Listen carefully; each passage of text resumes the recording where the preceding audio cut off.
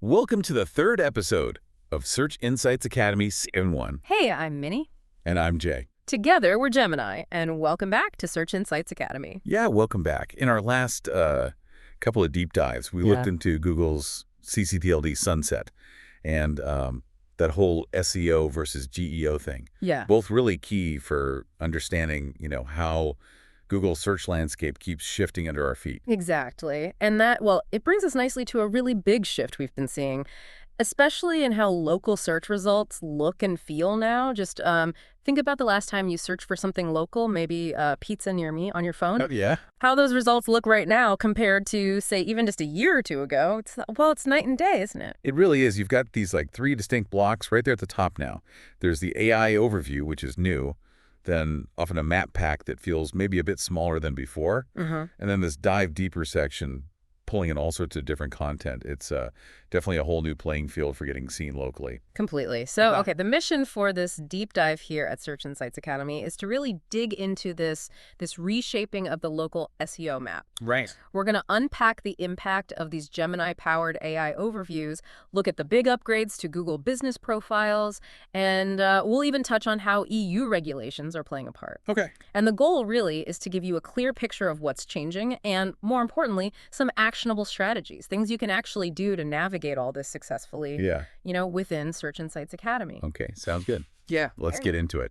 Starting with those Gemini-powered AI overviews, what's really striking is how often the businesses showing up there are different from the ones in the good old map pack. It's almost like two separate competitions. That's such a key point, yeah. There was research from Street Fight back in April 2025 looking specifically at restaurant searches. Okay. And get this, they found only about a 26% overlap between the businesses in the traditional map pack and the ones getting recommended in the AI overviews. 26%, wow. I know, right? That tiny overlap, it tells you something pretty fundamental has changed in how Google is deciding who to show for local queries. Yeah, that low number really drives home that the algorithms behind these two sections, they must be weighing things very differently. So what's the logical reason for this split, especially for the AI overviews? Yeah. What's driving those results here at Search Insights Academy? Well, a huge factor seems to be Gemini's heavy reliance on what we call entity data. Entity data, right? Yeah, think of entity data as all that structured core information about a business, the name, address, phone, category, services, hours, all those attributes. Google's AI is really trying to deeply understand the identity of a business. Okay. The traditional map pack, well, it looks at that stuff too, of course, but historically it maybe put more weight on things like how close you are to the searcher and just the sheer number and freshness of your reviews. Gotcha. So logically then, if a business wants to boost its chances of showing up in those AI overviews we talk about in Search Insights Academy, what's job number one? It really comes down to the strength and, crucially, the consistency of that entity data. Consistency. Yeah. Businesses need to do a proper audit, look hard at their online footprint, focus on their Google business profile, obviously, but also the schema markup on their own website.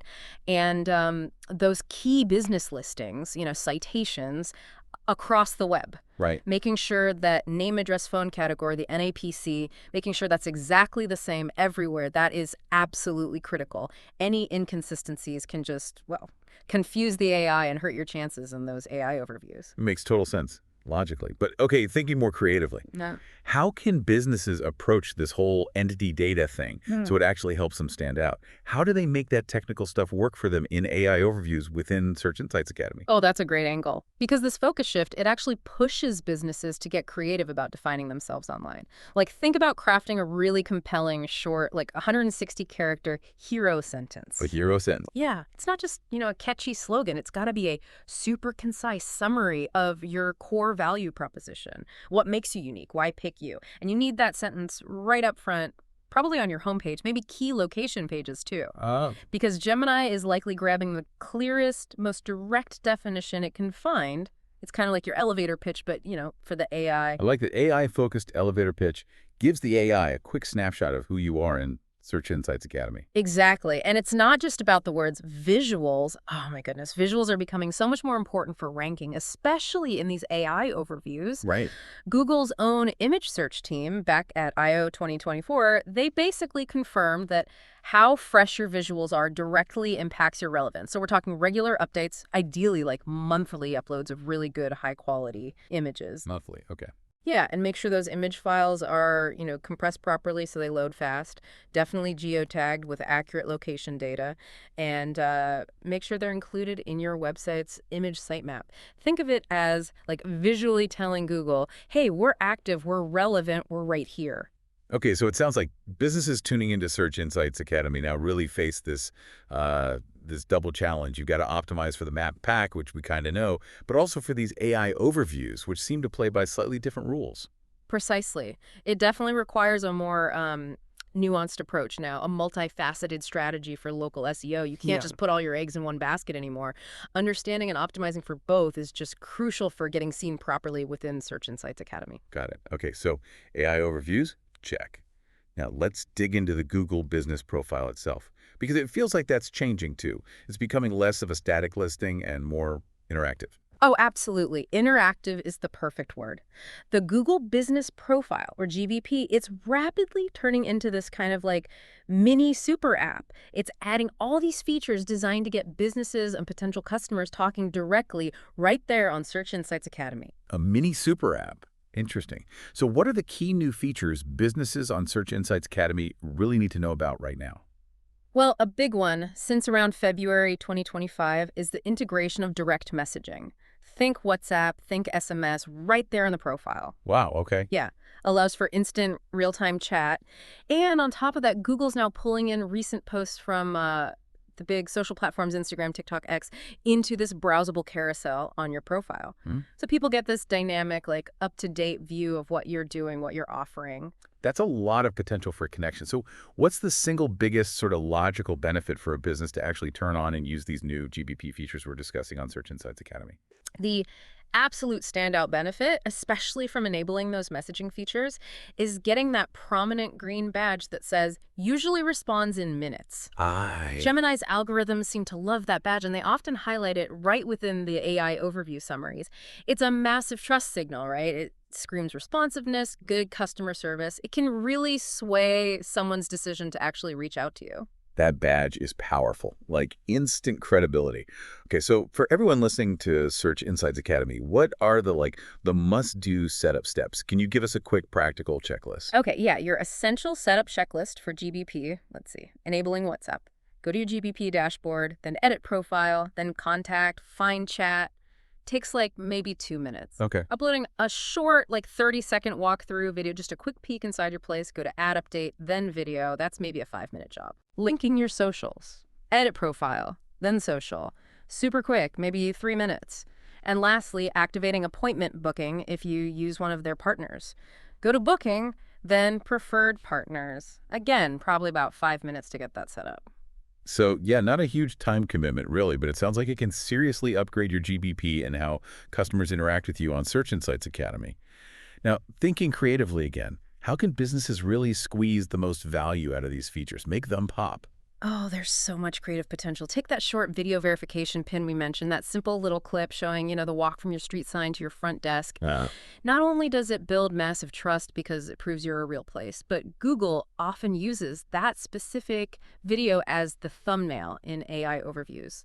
Makes your listing instantly more eye-catching. So yeah, get creative, but keep it real, show off your business's personality a bit. A short, authentic video. Yeah, that makes so much sense for building trust and just visual appeal now. So the key takeaway for Search Insights Academy listeners here is your GBP isn't just a listing anymore. Not at all. You absolutely have to treat it like a dynamic communication hub. It's a place to be active, engage with people, answer questions, show off what's new, all in real time. Okay, interesting. Let's shift focus slightly now. Something happening over in Europe, but with potential ripple effects. Yeah. The EU's Digital Markets Act, the DMA. Logically speaking, what's the key thing we need to understand for Search Insights Academy? Right. So back on March 19th, 2025, the European Commission put out some pretty significant preliminary findings. Basically, they suggested Google might be violating the DMA by, well, favoring its own services that travel, hotels, local search units within its search results, giving itself an unfair advantage, Right. essentially. Favoring its own stuff. And how did Google react to that initially anyway, in Europe? Well, they started testing different layouts for search results over there. What we're seeing in these tests is often the traditional map section pushed further down the page. Ah. And instead, they're inserting these dedicated boxes for comparison websites, like booking sites or aggregators, above Google's own local listings sometimes. The idea is to give users more choice and, potentially lessen Google's direct hold on those types of searches. That could really change the look and feel of local results in Europe. So creatively, strategically, how should businesses listening to Search Insights Academy, even if they're not in the EU, be thinking about these kinds of regulatory pressures? It's such an important reminder, isn't it, that the search landscape isn't just about algorithms. External factors like regulation can absolutely shake things up. For sure. So thinking proactively, one smart move is to really double down on your structured data implementation, but specifically making it super easy for third-party aggregators and booking platforms to grab your info. Make sure your business details are accessible and crystal clear to those external sites. That way, even if Google has to give them more space in the results in Europe, you're still visible through them. Don't just rely on Google knowing about you. Right. Diversifying your data presence, basically, making sure you're findable through multiple channels. Exactly. And another thing, maybe a bit more technical but super useful, is setting up regular monitoring. Use automated tools. You mentioned Puppeteer scripts earlier. That's a good example. Set them up to automatically take screenshots of the search results pages for your main keywords, maybe weekly. This lets you track how much screen space, like the map gets, versus comparison sites versus organic links over time. You can spot those shifts early before they maybe roll out more widely. It's all about staying ahead of the curve. That's a really valuable point. Even if you're not directly affected by the DMA today, watching these trends and understanding the pressures Google is under, it's crucial for long-term planning within Search Insights Academy. Absolutely. Adaptability and just, keeping your finger on the pulse, it's key in this game. Okay, let's move on. Another big area of change, Google's local service ads, LSAs. What's the sort of logical state of play with LSAs right now for our Search Insights Academy audience? Yeah, LSAs have really expanded massively. They now cover over 80 different business categories, which is huge. 80, wow. Yeah.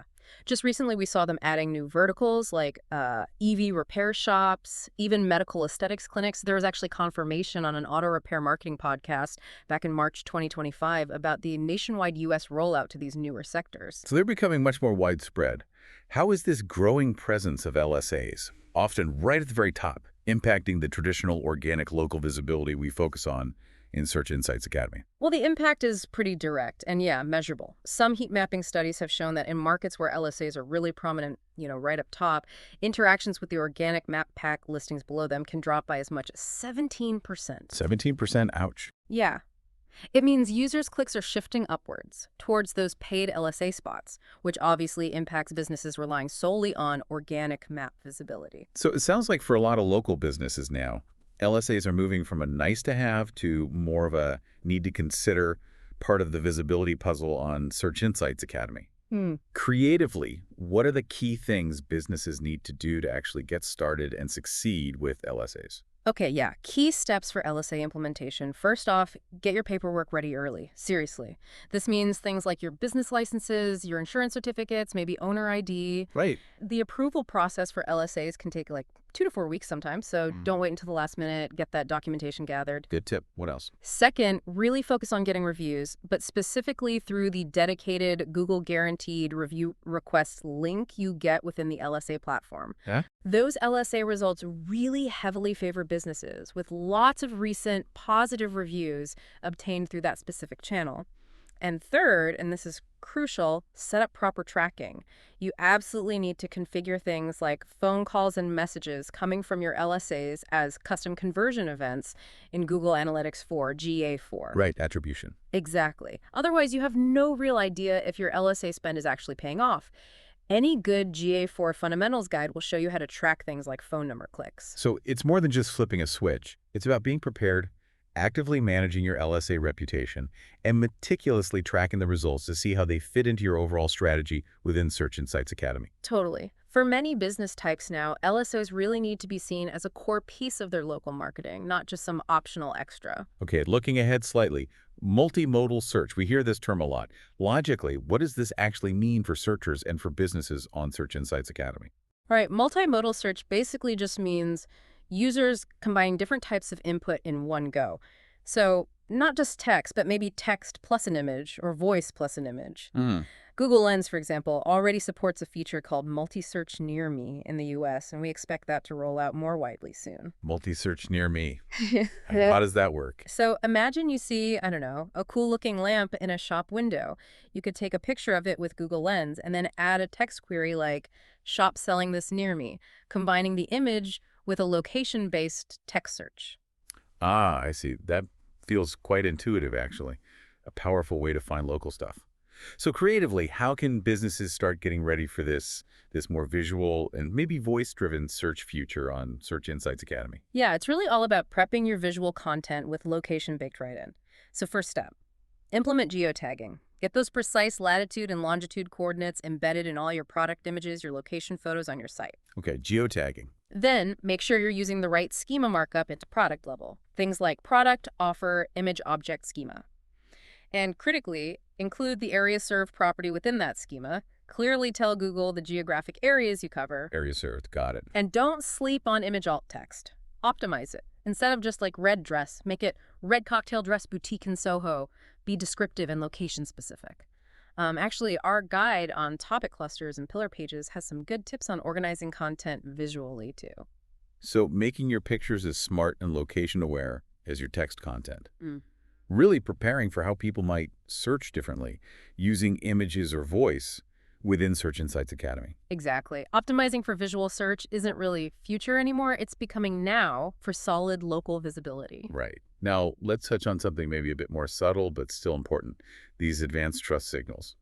Logically, what are we seeing emerge here within Search Insights Academy? Well, one interesting thing is Google testing emoji reactions on GBP reviews, like a thumbs up or a heart icon someone can click on a review. Oh, And some early indications suggest that even just one positive reaction can actually make that review significantly more visible within your profile. just one reaction. Interesting. Yeah. And another thing is the appearance of author details alongside content, especially blog posts when they get cited in AI overviews. We're seeing author profile pictures pop up, sometimes even little badges showing their experience, like 10 years in digital marketing. And where is Google getting that author info from? It seems to be pulled largely from structured data, specifically using profile page schema markup on the author's profile or bio page on the website. Okay, so it's moving beyond just the review text or the blog content itself Yeah. to layer in signals of credibility and sort of social proof around it. Yeah.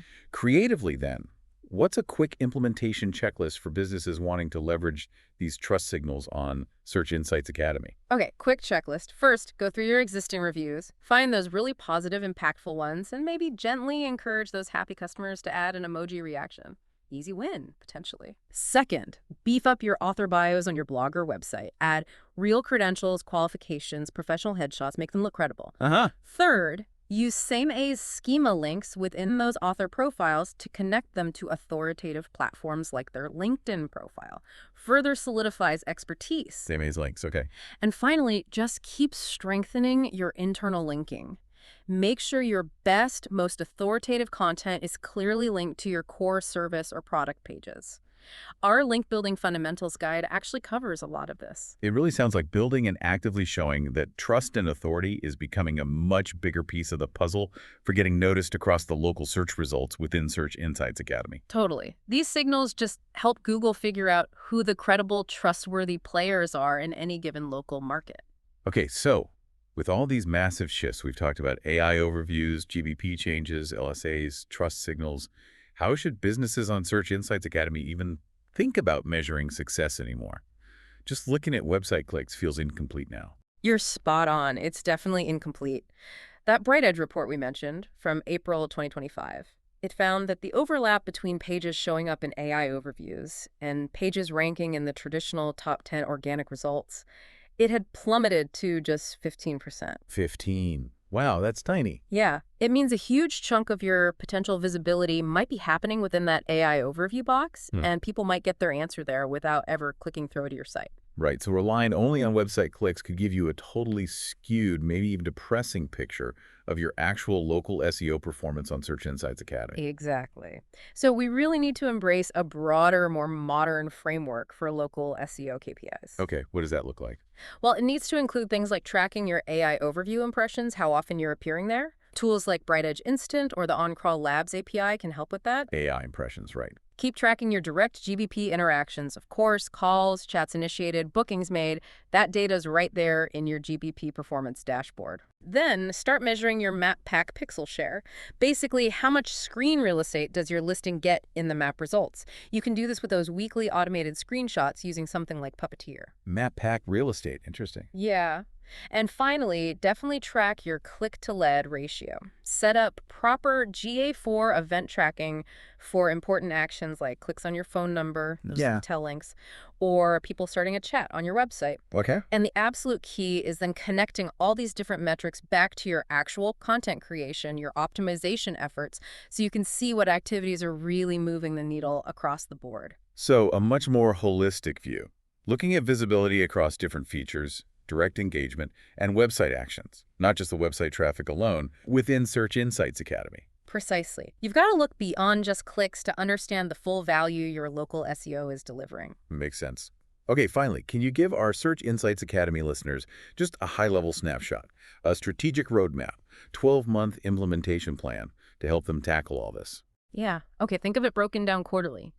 Q2 of 2025, this quarter, basically, focus hard on that foundational entity data optimization. Do the NAPC audit, write that hero sentence, get those visuals refreshed and optimized. Quarter 2, data foundation, got it. Q3 2025, shift focus to engagement enhancement, turn on GBP messaging, WhatsApp SMS, get a regular social posting rhythm going via your profile, create that 30-second walkthrough video. Quarter 3, engagement. Q4 2025, that's about building your measurement infrastructure. Get the tracking set up for AI overview impressions, start the map pack pixel share monitoring, make sure your GA4 event tracking is comprehensive. Quarter 4. Measurement. And then looking into early next year, Q1 2026, focus on multimodal readiness.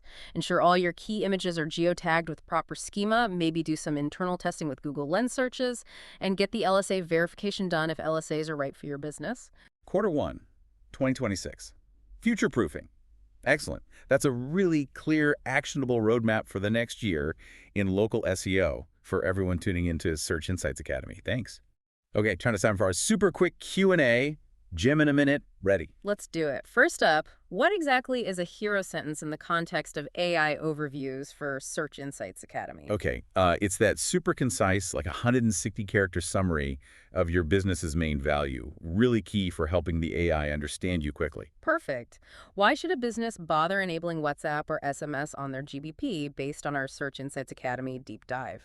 Easy one. To get that shiny green usually responds in minutes badge, big trust signal, helps you stand out in AI overviews. Nice. What's the biggest benefit of adding that short video to your GBP for your Search Insights Academy strategy? Two things, really. It acts as video verification, building trust, and it often gets used as that eye-catching thumbnail in the AI overviews. Great. Can you quickly explain entity data again and why it's suddenly so important for local SEO on Search Insights Academy? Right, entity data is all that core structured info about your business name, address, category, etc. And it matters so much now because Gemini's AI relies heavily on it to figure out who you are and rank you in AI overviews. Consistency is vital. Spot on. And last one.